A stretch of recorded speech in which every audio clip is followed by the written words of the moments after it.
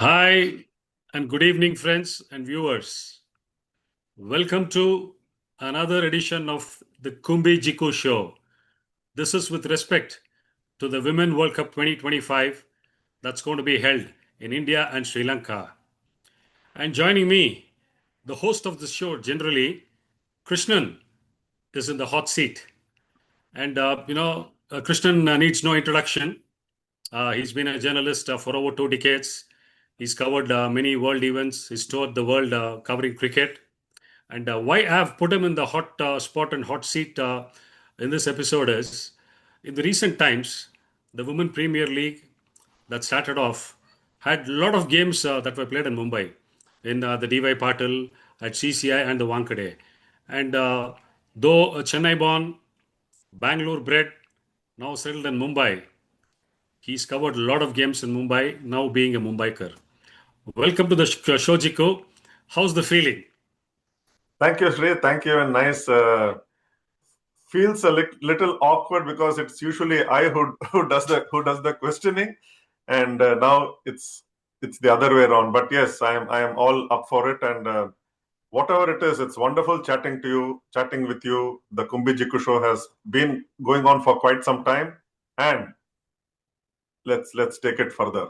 Women's World Cup, yes, India are one of the favorites, but they cannot go lightly and they need to take one game at a time. India versus Sri Lanka in Guwahati, the tournament opener, all eyes on that particular match. Jiku, you've been covering a lot of cricket, especially in Mumbai, with regard to not only the Women Premier League, but also a lot of series that India played recently. They played England, they played Australia, and they in fact had a test match also. I mean, once the women cricket came under the fold of BCCI, and per se in terms of logistics, the facilities that were provided, and in the recent past, the development has been the women cricketers are paid on par with men with regard to T20s, ODIs, and test matches. Though test match cricket is pretty less for women. I mean, you've been watching and following and covering so much of women cricket. Where do you see Indian women cricket head? Post the advent of the Women Premier League, because they've had opportunities to lock horns and rub shoulders with the who's who of international cricket. So payments on par, financial security, and a lot of our girls are playing in the Big Bash, some in the Caribbean Premier League. How do you, look at this journey, maybe about 10, 15 years back, where Indian women cricket was and where it is currently in the last couple of years, maybe? Certainly, the exposure is wonderful for the girls. The bank is becoming wider and wider. The base of the women's cricket is becoming wider. The grassroots levels they are improving a lot, and this WPL has allowed, like it has been happening with the Indian Premier League. The WPL has allowed the young girls to rub shoulders with the who's who of women's cricket. Australian women cricketers, England, West Indies, all top players, and they have been learning a lot. Mainly, it's the exposure that is going, giving them the confidence and the belief that they can one day lift the World Cup, and hopefully it will be this edition. Well, I myself being an umpire on the BCCI panel for the last 18 years, it's just that I've not been able to officiate a lot of women games. There was a scenario in 2019 wherein I officiated the women challengers, wherein barring the likes of Smriti Mandana and Harmanpreet Kaur, who were busy playing in the BBL, the 36 girls who took part in the challengers. It had Julan Goswami, it had Mithali Raj, it had Veda Krishnamurthy. All these girls, who've been playing for India for a very long time. When I saw the quality of cricket, this was about 6 years back. I could see that bit of professionalism in them. The way they took up to the game was totally different than what we were following maybe 20 years back. And do you think now, especially what has happened to women's cricket in the last 3, 4 years, the names of Smriti Mandhana, Harmanpreet Kaur, Richa Ghosh, Jemima Rodrigues, Radha Yadav, Deepthi Sharma. I mean, aren't they superstars today? Aren't you when you travel in Mumbai to cover these games? Isn't there the talk amongst the uh, girls that they want to become cricketers? They want to emulate these superstars of Indian cricket. Certainly, no doubt about it. And one encouraging thing is we have only seen the fans wear jerseys of the Indian men cricketers and Dhoni, Rohit, Kohli, and the likes. But it was very pleasing to see jerseys of Smriti, Jemima, Harmanpreet Kaur. Harmanpreet Kaur is, I think, the one of the superstars of world cricket in the women's section. She can hit the ball long, like we always remember her 180 plus in the World Cup in 2017.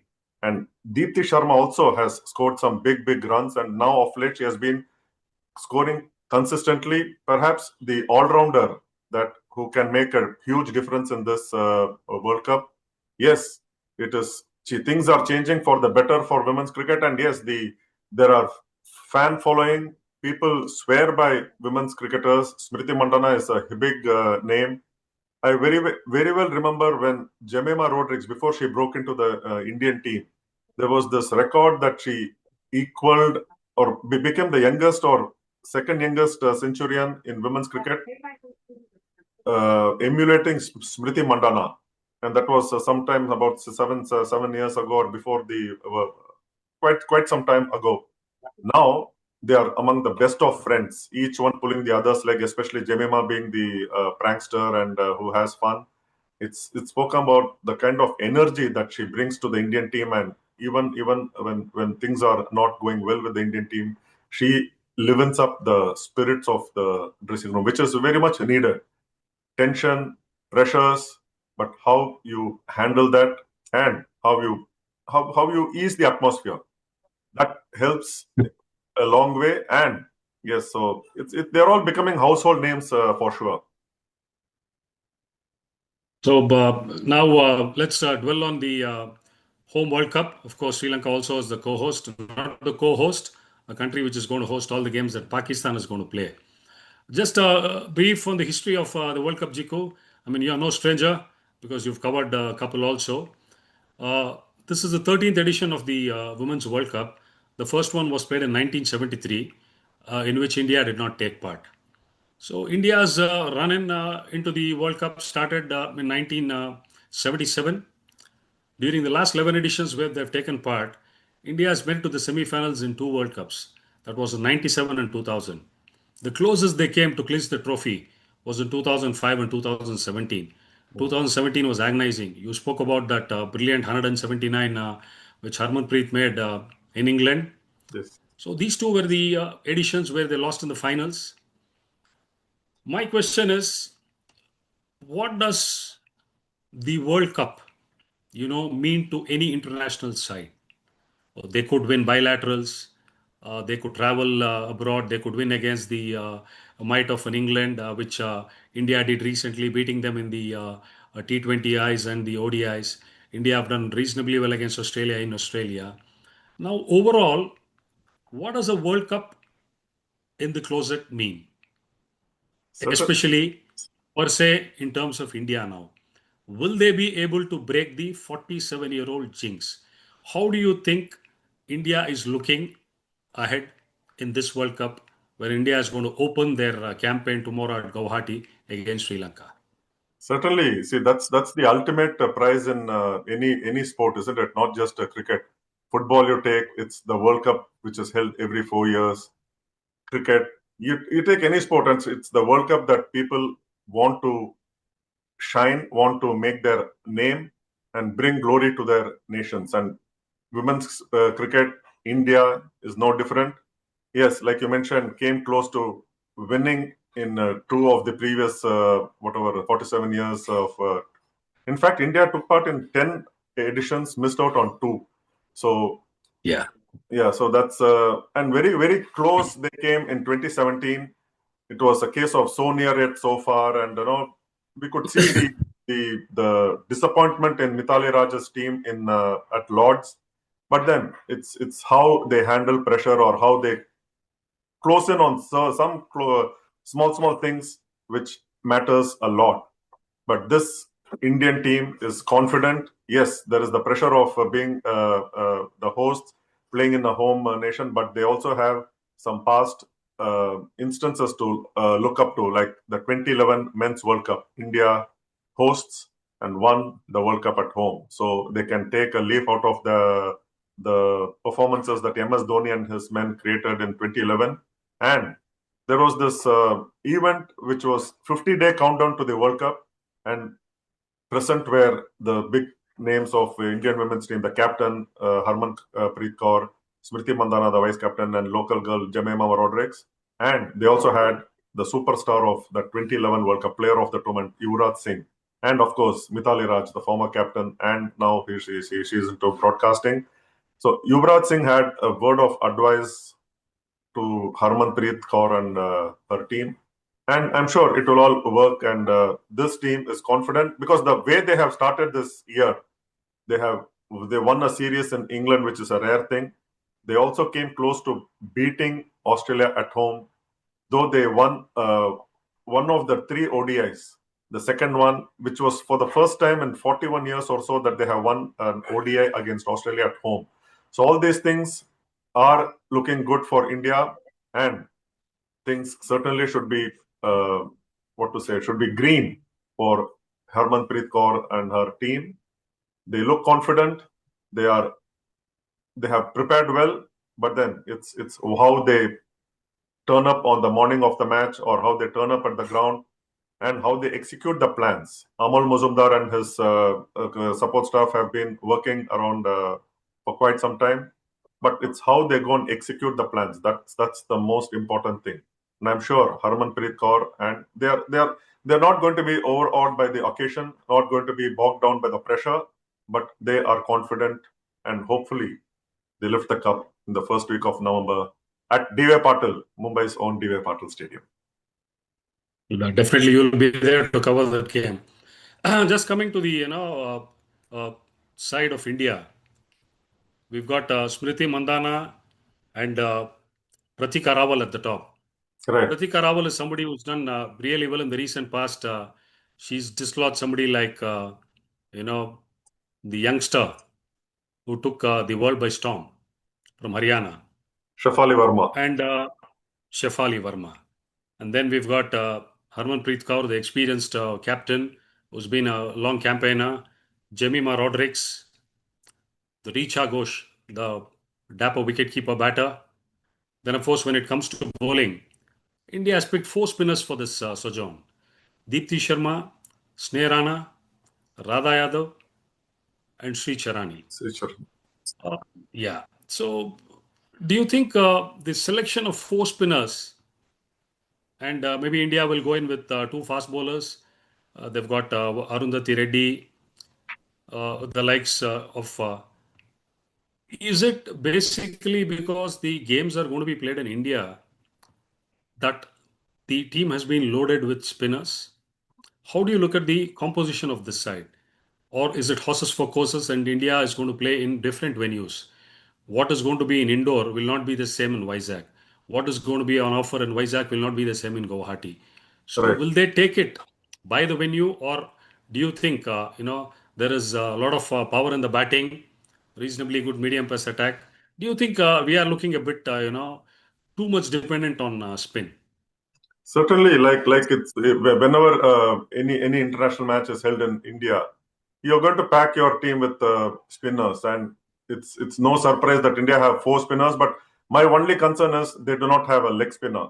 They have three off spinners in Sneh Rana, Deepti Sharma, and the other one, and they only have Sri Charni as the left arm spinner. So there is no wrist spinner. But then my interview with Mithali Raj, I asked the same question, and she said, if you don't have a wrist spinner, you go with the best that you have. And it's these three off spinners. Radha Yadav, of course, the other off spinner. Radha Yadav.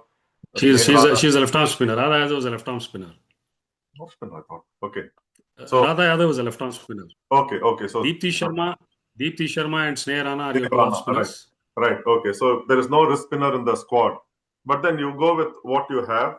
But then it's no surprise that India have packed with spinners. But then the beauty of this particular team is in the recent times, the bowlers have also started to score runs.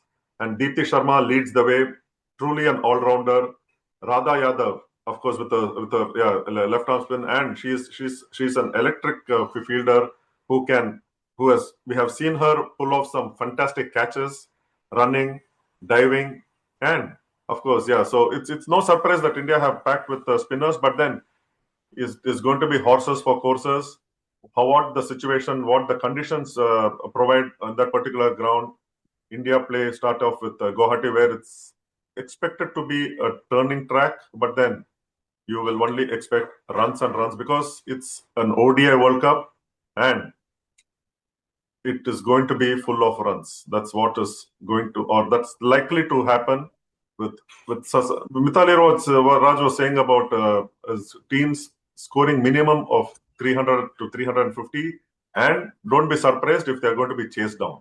So that is how the tracks are going to be. But then you never know. We speak about a lot about tracks and what we expect, but then on that particular day it will be just the opposite. So turning up, knowing Amol Muzumdar and how he goes about, be present at the venue, see what the pitch is like, and then go with the playing 11. So horses for courses, yes. I mean, really, it's coming from somebody like Mithali. It's going to be a high-scoring World Cup. That's good news per se in terms of viewership and for people to turn up in stadia to come and watch these girls play. One final question, Jiku. You said how India turns up, execute their plans, and handle pressure, they will do well. England, Australia, and New Zealand are the teams which have done really well at the world events. Not to discount somebody like West Indies, but unfortunately, they have not been doing so well in the recent past. Now, apart from these three teams, with the recent, past where how India has played in world events and overseas, the major threat, do you think, is going to come from Australia? And your money on who is the firm favorites to win this World Cup? Because to me, Australia looks the biggest opponent for India, and I think both New Zealand and England might struggle a bit in Indian conditions, especially against spin, and they might find it difficult to adapt to that. But Australia is one side which adapts very easily. So, closing on this show, I mean, how do you look at India faring, and who do you think would be their strongest contender for this World Cup? Certainly, it is going to be Australia. Australia have won 7 times out of the 12 previous World Cups. And in the 3 World Cups that were held in India previously, Australia have won each one of them. So they know the conditions well, and most of the players have been part of the WPL in the last 3 editions. So they know the conditions well. They know what to expect. And very recently, less than 2 weeks ago, they had a 3-match ODI series against India. So that was another kind of solid preparation for Australia. They are the team that everyone will look to beat, and India is also looking at it's Australia that everyone wants to beat, and India is also seeing how they can go about learn from these 3 matches. Though Australia won the series 2-1, India came close to winning the third one, which was a very high-scoring game at the Kotla, which is the Arun Jaitley Stadium in New Delhi. Close to 750 runs were scored in that match, 400 plus by Australia and India. They had a good start. Sneha Rana and Deepti Sharma got a partnership, but then this is what Australia they do when the opposition they just get some opening, they cash in on it and then close in and finish off the match. That's what Australia has been doing. They have the experience. They know how to win matches. So Australia is the team to beat, not just for India, but for any other team. So that's Australia are the favorites, but how nice it will be if it is going to be an India-Australia final. But then it's a long way. Go one game at a time. And first up is India versus Sri Lanka. Against whom? India have a fantastic record, and it should be a big miracle that one can only help Sri Lanka, because especially they are playing in Guwahati, away from home. India the firm favorites, so it's hopefully India begin on a winning note and continue that momentum, play according to the conditions, according to the situations, play sensible cricket, and go all the way. Thanks, Chico. So your money is on India, and you hope for an India-Australia final, which everybody would look forward to. I mean, the insights which you provided about women's cricket, especially the Indian girls, was fantastic. Hope the viewers who get to watch this can get a deep insight about where Indian women's cricket is. We'll catch you soon on the review after the India-Sri Lanka game gets over. Till then, all of you stay safe and take care of your